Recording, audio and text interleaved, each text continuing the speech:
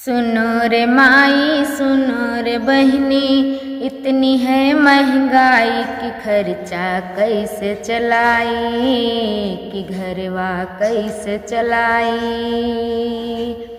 सुनो रे माई सुनो रे बहनी, इतनी है महंगाई कि खर्चा कैसे चलाई, कि घरवा कैसे चलाई।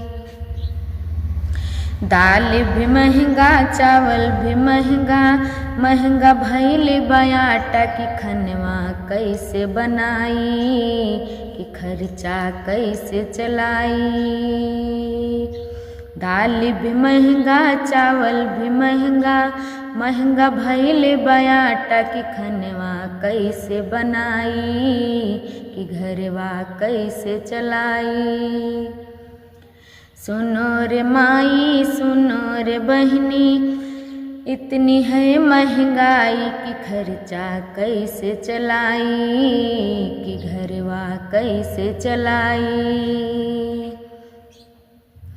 प्याज भी महंगा लहसुन भी महंगा, महंगा भइल तरकारी की रोटिया कैसे खाई, कि घरवा कैसे चलाई।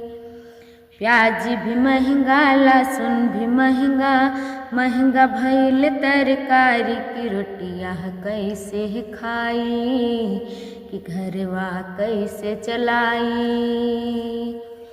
सुनो रे माई सुनो रे बहनी, इतनी है महंगाई कि खर्चा कैसे चलाई, कि घरवा कैसे चलाई।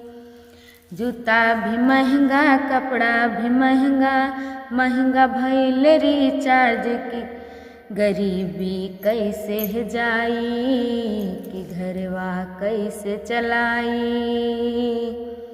जूता भी महंगा कपड़ा भी महंगा, महंगा भइल रिचार्ज गरीबी कैसे जाई, कि घरवा कैसे चलाई।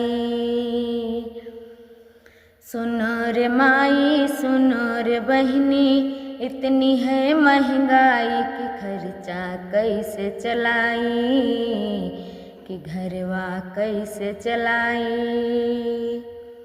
हमारा गाना पसंद आए तो कमेंट लाइक शेयर ज़रूर करें।